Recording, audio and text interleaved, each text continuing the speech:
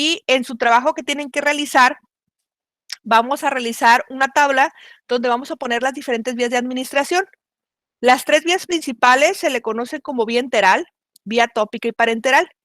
Sin embargo, dentro de la vía enteral se encuentra la vía sublingual, la vía bucal y todo lo que tiene que ver con vía oral, ¿ok? Dentro de las características de la vía enteral, todos los medicamentos que se administran por aquí, salvo la vía sublingual, van a tener el fenómeno de primer paso. ¿Qué significa eso? Que se van a administrar por esta vía, pero al momento de absorberse, lo van a hacer a través de lo que viene siendo, en este caso, el sistema digestivo. De ahí se distribuye y tiene que pasar a través del hígado, ¿ok? ¿Estamos bien hasta ahí? Con referente a la vía tópica, puede ser la vía oftálmica, la vía ótica, incluso puede ser la vía nasal.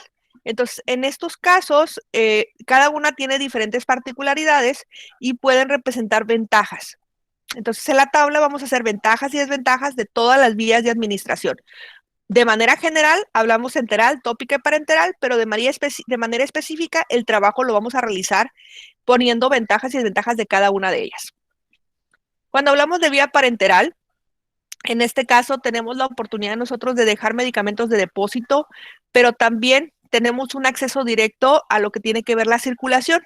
En este caso, nos brincamos lo que viene siendo el fenómeno del primer paso al introducir los medicamentos directamente a la circulación. ¿Sale? Esa tabla que está aquí, a lo mejor van a decir ustedes que ñoña la profe lo que nos está compartiendo. Sin embargo, cuando se vuelven enfermeros profesionales que les están pagando, permítanme un momento, por favor, que me mandaron un audio y no sé qué pasó. Permítame tantito.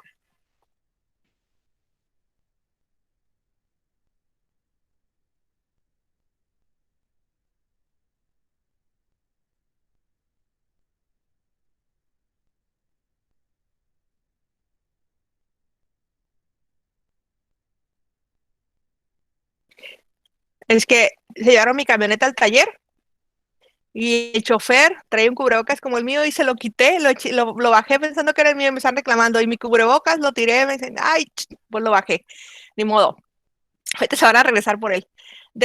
Hablando de la administración de los fármacos, les decía, cuando ustedes ya están trabajando con un paciente, en ocasiones hacen las cosas así como cuando van a manejar, que en automático se suben, el asiento del carro lo ajustan, ajustan el retrovisor, los parabrisas o los espejitos de los lados, etcétera, etcétera. Y entonces, pues vamos a topar nosotros con la sorpresa. ¡Qué bien quedaste! Entonces vamos a topar con la sorpresa de que andamos a veces en automático. Primero que nada, lo que tiene que ver con la higiene del paciente y la higiene de nosotros. ¿Sale? Perdón. Es que no me gustan esos contratiempos, pero bueno. Hay que lavarnos las manos y ponernos guantes. Ahorita vamos a ver diferentes imágenes y van a decir, ay, qué exagerado, se va a poner guantes para dar un medicamento vía sublingual. Por supuesto que sí. Voy a meterme en la boca del paciente al colocar el medicamento y ese medicamento lo estoy tocando en este caso con los guantes y estoy evitando que toquen mis manos con el medicamento. ¿Sale? Hay que mantener la asepsia durante la preparación y administración de los medicamentos parenterales. No solamente los parenterales. Repito, si administro un medicamento por vía enteral, también tengo que cuidar mucho la higiene para que este medicamento sea la mayor cantidad de inocuo y no regalarle nada al paciente. Hay que identificar, y se me pasó mencionarlo, lo que vienen siendo las alergias a los medicamentos. Si bien quizá el médico al momento de prescribir el medicamento dijo, le vas a dar este fármaco, sin embargo, en el transcurso del curso de farmacología, en ese semestre ustedes van a aprender grupos de fármacos. Supongamos que yo soy alérgico al trimetoprim. Entonces, ¿qué significa? El trimetoprim es del grupo de las sulfas. Todas las sulfas le van a caer mal al paciente. No solamente el trimetoprim. Entonces, hay medicamentos como la sulfadacina de plata que se utiliza para las heridas o el pie diabético o las quemaduras y el paciente es alérgico a las sulfas, es alérgico a ese medicamento. ¿Sale? Eso nos tiene que quedar muy, muy claro. Entonces, eso es algo que nosotros tenemos que cuidar bastante. Por ejemplo, yo ahorita dijera aquí su compañera Beni se apellida León. Pues a mí me caen gordos todos los leones, pues yo no voy a portarme bien con los leones. Es un ejemplo, ¿no? Si me caen mal los leones, pues entonces yo no puedo tener contacto con ellos porque en este caso voy a tener una reacción. Y esa reacción o esa reacción alérgica es de todo el grupo de los fármacos que voy a tener de ese tipo. ¿Sale? No voy a decir nada de los homofóbicos, pero pues igual, es un ejemplo al fin de cuentas. Me cae alérgico los del sexo contrario, que les gusta su mismo sexo, bueno, pues en este caso pudiera decir lo mismo. Fíjense bien, partiendo de ese principio de las indicaciones y las alergias, yo tengo que preguntarle al paciente sus alergias que son conocidas, informarle que el medicamento le puede desencadenar algunos procesos alérgicos y cuáles ameritan que interrumpa el medicamento y se traslade a urgencias. El paciente tiene que conocer el medicamento y cómo se lo voy a administrar. Sea un paciente pediátrico o sea un adulto, tengo que explicarle lo que le voy a hacer. Si es un adulto mayor en situación de cama, semi-inconsciente, de todos modos le debo de explicar qué le voy a hacer al paciente. En caso de los fármacos que son por vía enteral, el paciente tiene que estar sentado, o en este caso nosotros vamos a decir semi-Fowler por lo menos, ¿ok?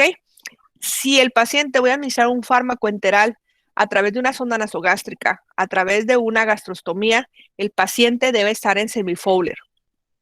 En muchas ocasiones nos da flojera y el paciente acostadito en el cúbito dorsal, pues agarra un bolo de 30 mililitros del medicamento diluido y ¡pum! Se lo dejo ir. No se vale, ¿sale? Hay que tener el paciente en esta posición para facilitar y evitar sobre todo lo que tiene que ver con las broncoaspiraciones.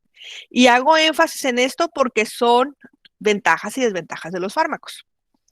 Hablando de las monodosis, si el paciente se le olvida que yo le estoy dando algo y es una sola dosificación, hay que nosotros mantener la mayor cantidad de tiempo el envoltorio cerca del paciente, que lo vea que está vacío y que se lo administre. Al menos que se indique específicamente, ningún medicamento debemos dejarlo sobre la mesa del paciente. Ninguno. ¿Sale? Porque va a llegar otra persona y va a decir, si es que está ahí, es que no se lo han dado. ¿Sale?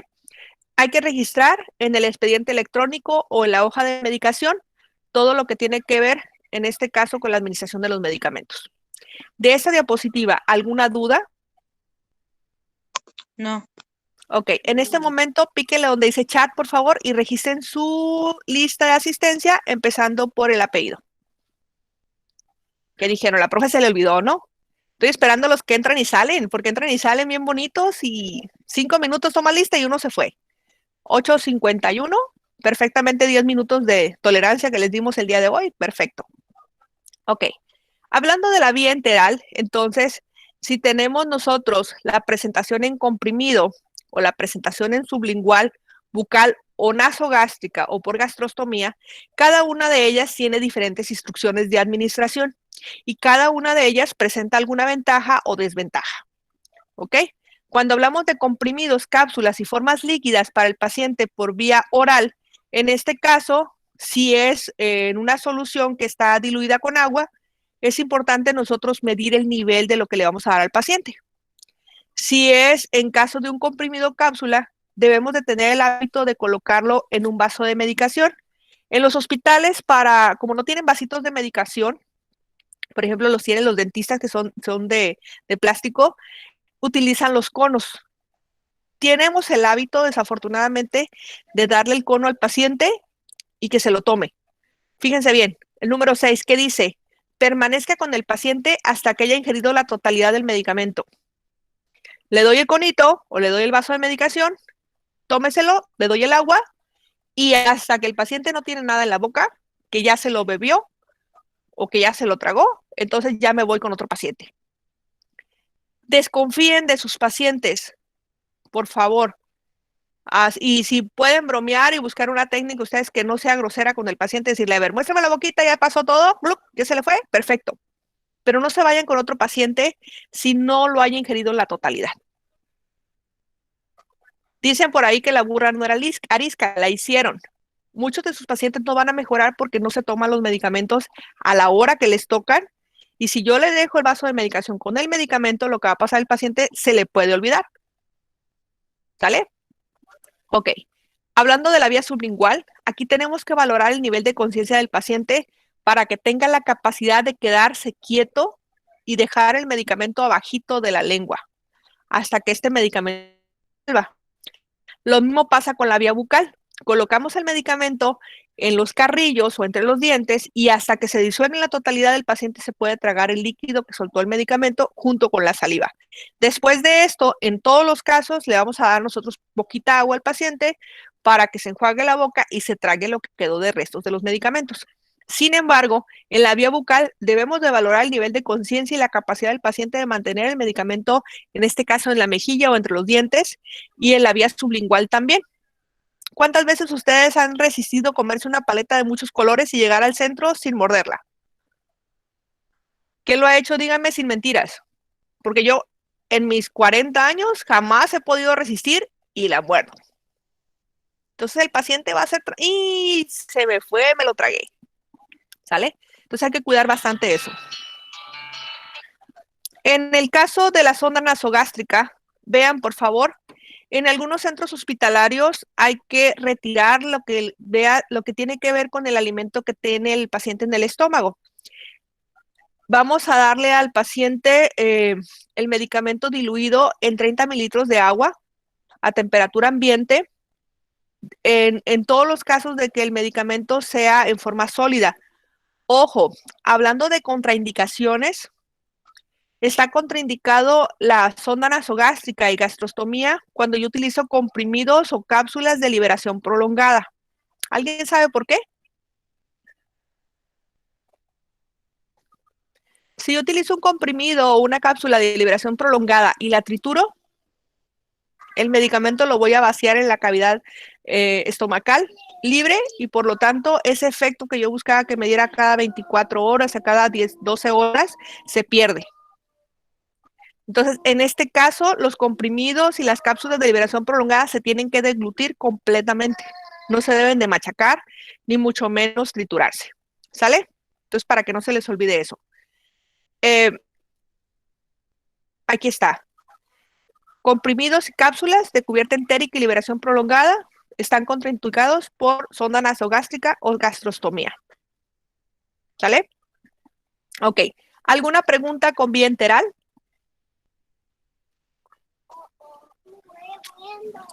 Ahí voy contigo, mi amor.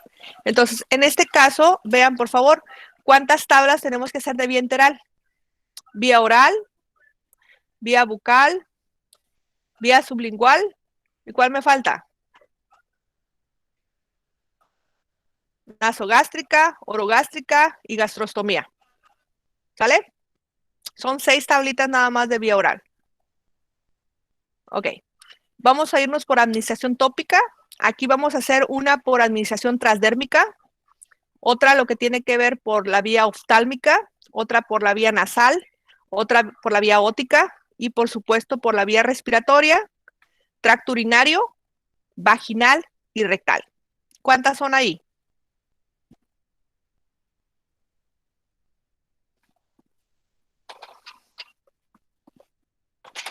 7. Pues para que vayan sacando las cuentas ustedes, me decía una alumna, profe, son 12. No, no son 12. Si nada más por vía tópica son 7 y ya por vía enteral veíamos otras como 6, 7, pues ahí nos fuimos como 14 y nos faltan todavía la vía parenteral. ¿Influye que yo administre un medicamento por vía tópico si estoy menstruando? Por supuesto, en caso que sea por vía vaginal. Si yo tengo, en este caso, diarrea, afecta, por supuesto, si en este caso es por vía rectal. Pero si no, yo puedo utilizar la otra vía, ¿sale? Aunque estamos hablando por vía tópica, hay que poner el apellido. Vean, en el caso de la administración transdérmica, la piel tiene que estar limpia, tiene que estar seca, sin vello, y de preferencia el parche se debe de rotular. Si yo administro un parche, por ejemplo, en el tórax, al lado izquierdo, al lado derecho, perdón, y yo voy a administrar otro parche próximamente en una semana, de preferencia utilizar el otro de mi tórax. Rotar las partes, sobre todo por el pegamento que en unas ocasiones va a impedir que tenga el contacto directo, en este caso, totalmente el parche sobre la piel. Si tengo vello, como buen sinaloense, ahorita que todo el mundo se está poniendo para que le salga vello, tengo que depilar esa zona para colocar el parche. Si no lo hago así, el parche va a quedar sobre el vello y no va a hacer contacto con la piel. ¿Qué características tienen? Hablando de beneficios, pues al paciente no le duele. El paciente está absorbiendo por una determinada cantidad de días el medicamento. Sin embargo, depende muchísimo de nosotros haber hecho esto. Vean, este enfermero o enfermera trae guantes. O sea, no porque voy a utilizar algo que tenga pegamento, no voy a utilizar guantes. Hablar de la vía oftálmica, en este caso, es importante nosotros en los pacientes pediátricos, a través de un muñeco, informarle lo que le voy a hacer. De esta manera voy a reducir y voy a facilitar lo que tiene que ver con la cooperación del paciente para yo poder realizar este procedimiento.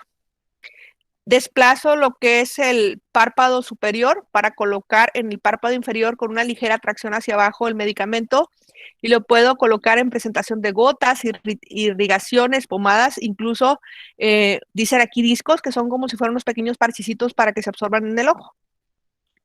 En la administración óptica, la característica que tengo que cuidar mucho en el paciente es si su membrana timpánica está perforada.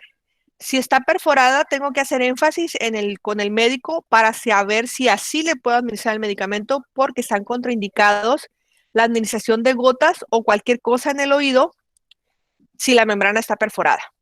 ¿Sale? Hay que cuidar bastante eso. La administración nasal me permite que yo administre medicamentos no solamente para la nariz, sino también, mande Mariana. ¿Cómo sabes si está perforada la membrana? Ok, por eso les decía que hay que hacer énfasis con el médico, porque la única forma es visualizándola.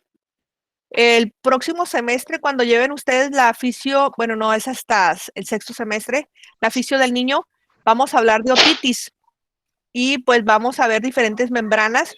Si yo utilizo un aditamento que se llama otoscopio, es una camarita, eso me permite que yo pueda visualizar la membrana timpánica. Permítame un segundo.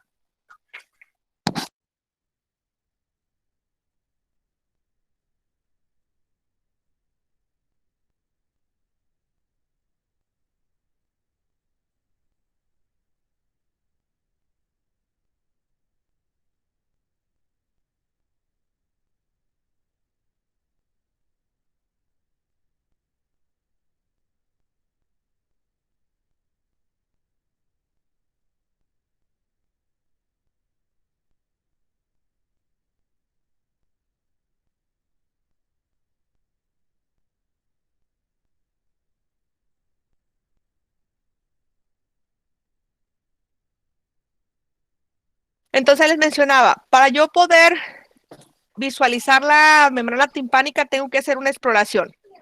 En este caso, por eso les comentaba que tengo que hacer énfasis en el médico, preguntarle que si a pesar de tener la membrana perforada, debo de colocarle el medicamento. Por ejemplo, si es un tipo de crema, que me ha tocado en algunos pacientes, por ejemplo, que tienen perforada la membrana y tienen honguitos en el conducto auditivo, se administra, así como tenemos la crema para los pies de los hongos en miconazol, también se puede administrar la piel del conducto auditivo.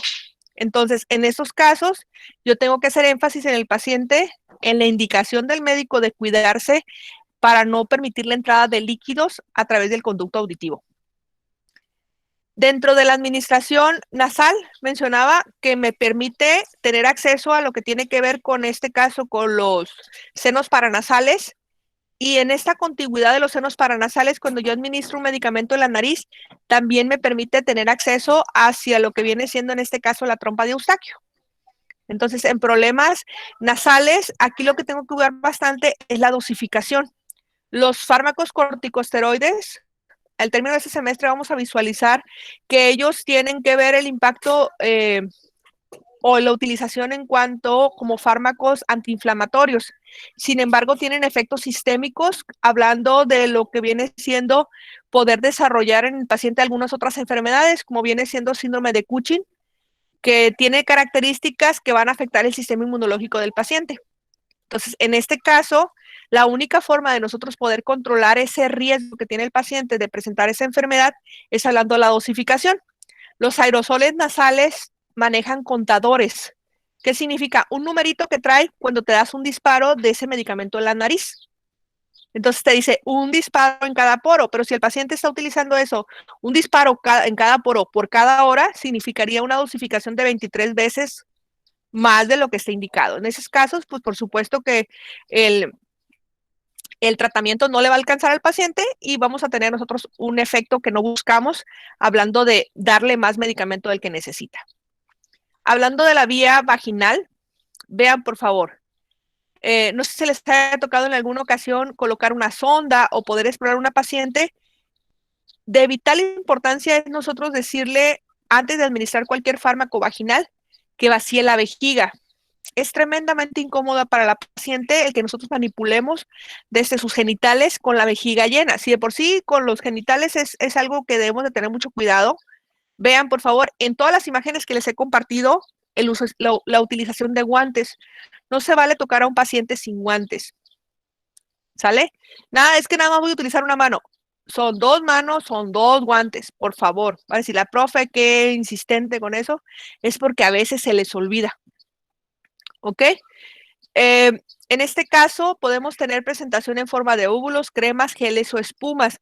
Muchos de ellos ya vienen con dispensadores y eso nos van a facilitar bastante la vida. O incluso, si nosotros vamos a educar a la paciente para que lo haga ella sola, en este caso viene un pequeño guantecito para colocarse solamente por un dedo y con eso es suficiente para que la paciente pues pueda colocarse hasta el fondo uterino, en este caso, perdón, hasta el cuello uterino el medicamento y ahí se deja. ¿Qué contraindicación hay aquí? Que la paciente esté menstruando. Si la paciente está menstruando, el medicamento pues no se va a absorber en la cantidad que yo necesito.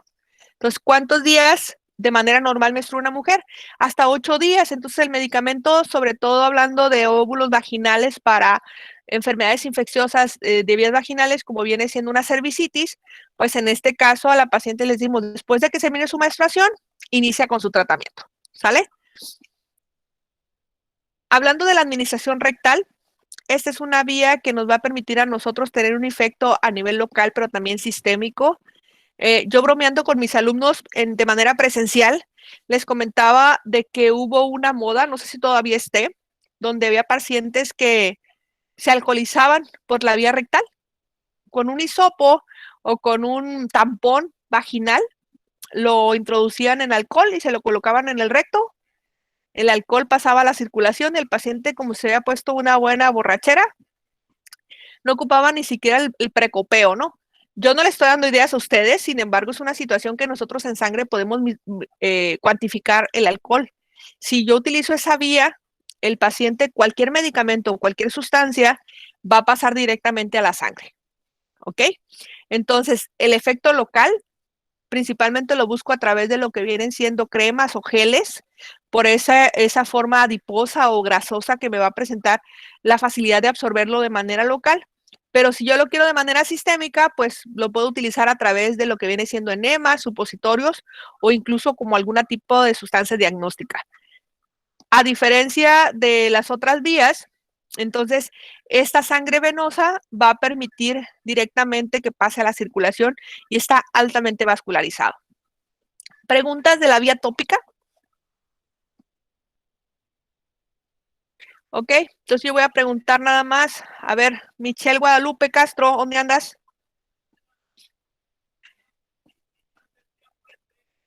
Michelle a la 1. Michelle a la 2. ¿Te fuiste, Michelle? Ok. Leticia Sánchez, ¿andas por ahí? Sí, maestra, aquí estoy. Leti, una preguntita nada más. ¿Cuál sería una contraindicación para utilizar la vía rectal?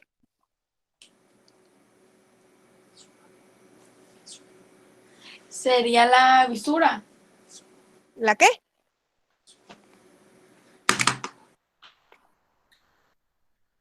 Que esté desgarrada.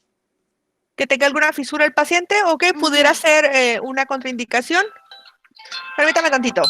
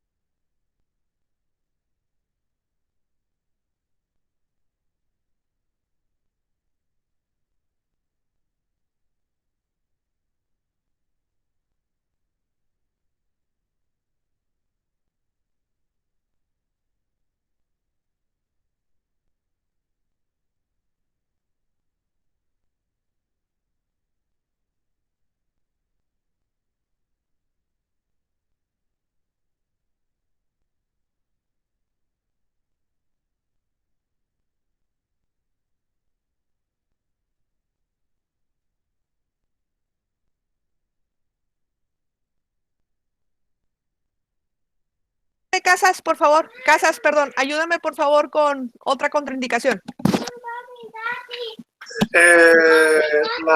Que el paciente tenga o esté sufriendo diarrea. Así es, si el paciente tiene diarrea, no podemos utilizar otra vía. ¿Alguien sabe otra cosa, otra contraindicación? Profe, si tiene hemorroides o algo así, ¿qué pasa? No, las hemorroides es indicación para utilizar esa vía, al contrario, sirven los fármacos localizados en vía rectal para reducir la inflamación. Pues si el paciente tiene una hemorragia vía rectal o ha sido intervenido por esa zona.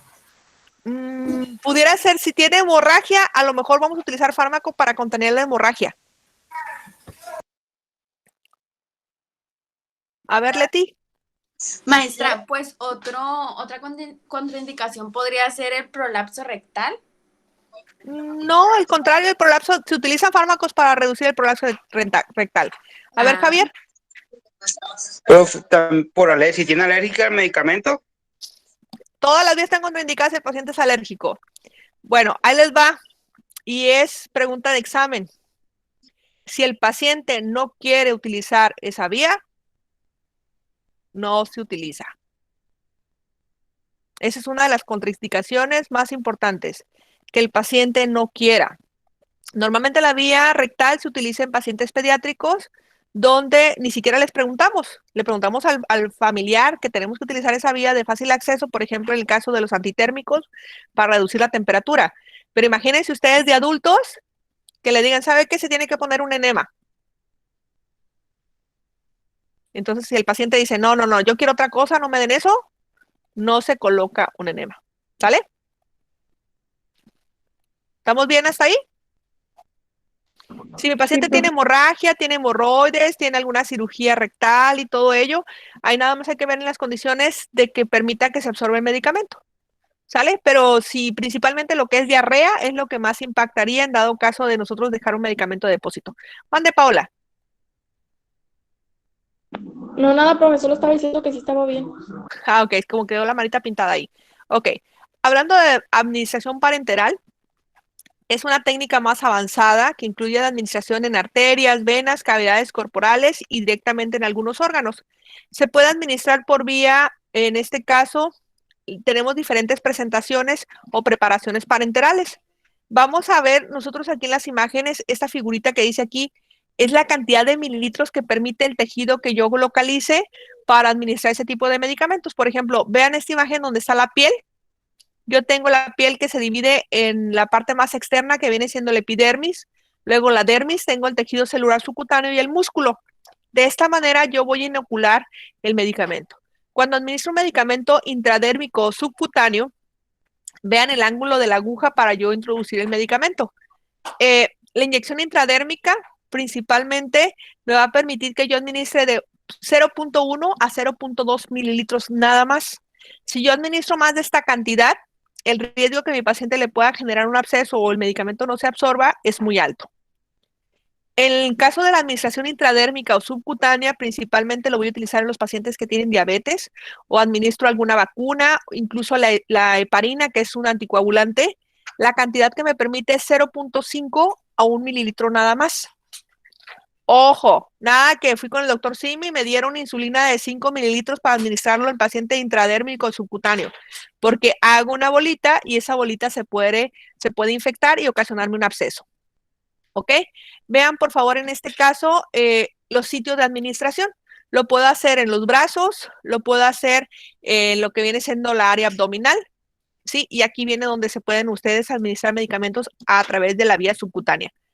En la administración intramuscular, la cantidad de medicamentos que normalmente yo debería de administrar es de 2 a 3 mililitros. Sin embargo, máximo son 4 mililitros. Si yo tengo una presentación de ceftriaxona de 1 gramo del doctor Simi que viene diluida en 10 mililitros, ¿cuántos piquetes le tengo que dar al paciente?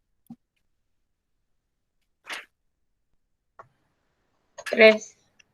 3 piquetes, nada que mitad y mitad, porque pues es poquito. Porque luego vamos a tener nosotros abscesos, sobre todo en esta área. Vean, por favor, en este caso, la aguja se coloca en un ángulo de 90 grados en relación a la piel y atraviesa todas las capas de la piel hasta llegar al músculo. Si yo administro más de 4 mililitros en el músculo, por más fuerte que esté, la oportunidad que yo desarrolle un absceso, se le haga una bola al paciente y se infecte, y luego después tengo que debridar, abrir y quitar todo el tejido que se necrosa, es muy alto. Y es cuando ustedes, no tengo ninguna imagen aquí, sin embargo, luego se las comparto por el grupo, cuando vean inyecciones que pusieron mal. Y no solamente es inyecciones que pusieron mal, sino también es la cantidad de líquido que se pone. Si yo administro un medicamento, mande, Nubia. Aplica para niños y adultos. Aquí les comento, la cantidad máxima son 4 mililitros, pero lo ideal es de 2 a 3 mililitros. En pacientes, tómatelo, mi amor, en pacientes pediátricos, dependiendo la presentación, lo que nosotros vamos a administrarle, pero normalmente es 1 mililitro a los pacientes pediátricos, o dependiendo de dónde viene diluida la cantidad del medicamento. Pero más de 4 mililitros no. Y qué bueno que menciona eso. De manera tradicional, nosotros utilizamos la zona ventroglútea porque es la zona que más nos va a permitir, por el músculo glúteo, más nos va a permitir a nosotros tener la oportunidad de administrar medicamentos. Sin embargo, a lo que viene siendo la zona del deltoides o del brazo, aunque yo esté bien así, bien fuerte y musculoso, la sugerencia es solamente 1 mililitro que administre yo en ese músculo. Entonces, si la piernita del niño está como el músculo deltoides, pues lo ideal es administrar hasta 1 mililitro. ¿Sale? Entonces, vean, por favor, aquí están los 4 sitios. Les decía, la ventroglútea, me equivoqué, la dorsoglútea es la que yo normalmente utilizo, donde hago una división imaginaria en 4 cuadrantes en el glúteo, y en la zona superior externa es cuando yo administro, en este caso, el medicamento. Sin embargo, puedo utilizar lo que viene siendo la zona ventroglútea, que está formada por la localización anatómica de la espina ilíaca anterosuperior, localizo el trocánter mayor del fémur y pongo mi mano en un ángulo o como si fuera un abanico, y en el medio de estos 2 dedos, ¿sí? En el medio y el índice yo puedo administrar el medicamento. ¿Sale? Aquí está la zona deltoidea, localizo el acromion, la cabeza humeral, ¿sí? Y vean, por favor, en el deltoides, donde yo administro el medicamento. Repito, en el caso del deltoides, la cantidad máxima es 1 mililitro. Yo en lo particular, yo no me sé inyectar solita en la zona dorsoglútea. Yo utilizo mucho el deltoides para mí. Sin embargo, como la cantidad es mayor de 1 mililitro, siempre se hace una bolita o se hace un morete. Entonces, para evitar eso en el paciente, pues si nosotros tenemos acceso al músculo, en este caso el glúteo, pues utilizamos ese. Vean, por favor, hablando del músculo vasto externo y el recto femoral, también tenemos nosotros como sitio de aplicación de medicamentos intramuscular, también este músculo, que es un músculo muy potente, y a mí me ha tocado ver que lo utilizan sobre todo en pacientes politraumatizados, en los servicios de urgencias. ¿Ok? ¿Alguna duda con la administración, en este caso intramuscular?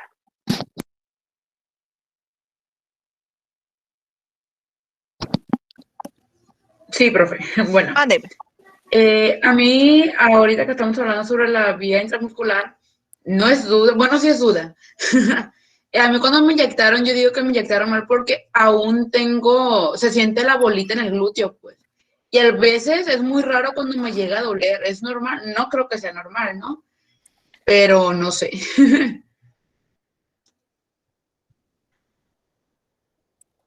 Ok, mira, pueden pasar años en que el medicamento se reabsorba y esa bolita en muchas ocasiones termina en procedimiento quirúrgico. Y eso radica en la cantidad de medicamento que te pusieron, y por supuesto que también tiene que ver la técnica, porque si el medicamento, en vez de ponerlo intramuscular, lo dejaron en tejido subcutáneo, aquí representa un gran problema.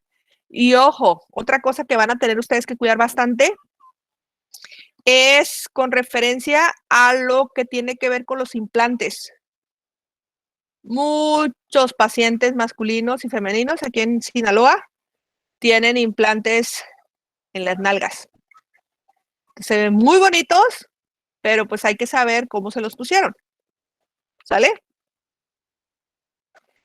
Y De hecho, es una ahí contraindicación, ¿verdad, profe? De pues administrar medicamento intramuscular a las personas que tienen implantes. pues hay que buscar cómo se los podemos poner. Ok. Maestra, yo tengo Ande. otra duda. Por ejemplo, al aplicar la ceftriaxona, esa ya ve que viene como el polvito y viene como la solución para que se disuelva. Que Ajá. no necesariamente se tendría que poner toda la solución para que no pase de los 4 mililitros, ¿verdad? No, mi amor, se tiene que diluir en los 10 mililitros, así como viene la indicación. Ah, ok. No lo vas a poner, no puedes poner, es como si vas a hacer una gelatina. Ujú. O sea, si el sobre de la gelatina dice diluyas en 1 litro, se diluye en 1 litro. Y vas a utilizar muchos moldes. En el caso de la ceftriaxona que viene diluyas en 10 mililitros, esos 10 mililitros tú los vas a separar en piquetes. Ah, ok. ¿Qué es lo que decía ahorita que en 3, verdad? Así es. Sería de 4 mililitros y el otro de 2. Ok. ¿Sale? Sí, gracias. Entonces, en estos casos es importante nosotros la exploración clínica del paciente.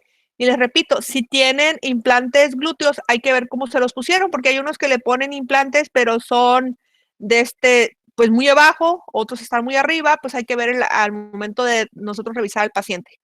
¿Ok? Bueno, hablando de la vía intravenosa, aquí tenemos nosotros, esto está mal, ¿no? La cantidad de medicamento que yo voy a administrar por vía intravenosa puede ser incluso litros y más litros y más litros de solución, sobre todo porque directamente el bolo puede llevarse a cabo directamente sobre la vena. Sin embargo, en el caso de lo que tiene que ver en este caso, para una infusión intermitente, se sugiere que utilicemos este aditamento, que es una bomba, ¿sí? Para nosotros poder administrar al paciente directamente los medicamentos en concentraciones adecuadas.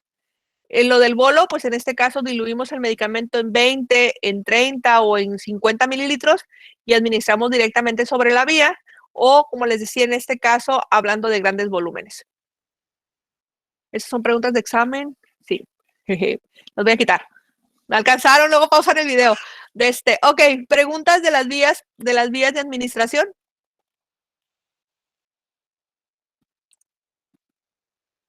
Profe, me quedó una duda en la muscular. Cuando divides, por decir, en 4, 4 y 2, ¿se puede poner el mismo glúteo? ¿Tiene que ser en 6 en uno y 4 en el otro glúteo?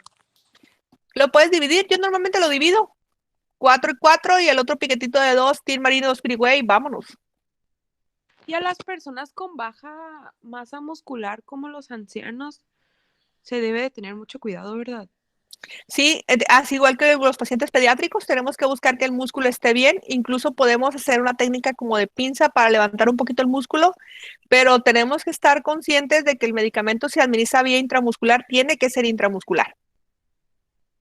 No lo debemos de dejar en tejido subcutáneo, o sea, es intramuscular, va en el músculo, pues. La jeringa tiene que irse de hasta lo que viene siendo el músculo. ¿Ok? Entonces, les estoy compartiendo la pantalla de lo que tiene que ver en este caso el programa de farmacología, hablando de los tipos de presentación. Viene oral, sublingual, intravenoso parenteral, subcutánea hipodérmica, vienen todas revueltas. Entonces, en la tablita que yo les estaba mostrando con sus compañeros, hablando de vías de administración, les decía, aquí tenemos vía enteral y todas estas son de vía enteral. Si yo le doy clic aquí y muevo esta pestañita, puedo hacer más grande o más chiquita esta, dependiendo de lo que yo quiera escribir aquí. ¿Sale? Y en la vía tópica, pues aquí hay que poner entonces vaginal, rectal, y así me voy yendo. Y en la vía parenteral, pues en este caso sería intramuscular, intravenosa, subdérmica, subcutánea, etcétera, etcétera, etcétera. Bueno, todo esto va acá, perdón. Copio y pego. Y así esto de aquí lo borro. Porque si lo agarro así y lo muevo para acá, ya después me quedó aquí la ventanita que tengo que colorearla otra vez. ¿Vale? Tienen que aprender a utilizar el Excel y lo podemos guardar. ¿Guardar cómo? Lo puedo guardar como un documento de Excel o lo puedo guardar directamente como un PDF, ustedes dependiendo del Excel que tengan. ¿Vale? Me van a juntar los dos documentos, el Excel y el PDF. ¿Sí, Pi? Decían, profe, es que se me mueve todo. Bueno, para que no se me mueva todo, es importante, yo en este caso lo voy a poner como imprimir, para estar viendo lo que voy a imprimir. Lo que tengo que hacer en este caso es seleccionar al momento de yo tener el área que voy a, para hacer el documento de PDF, le puedo cambiar la orientación y de esta manera ya me cabe.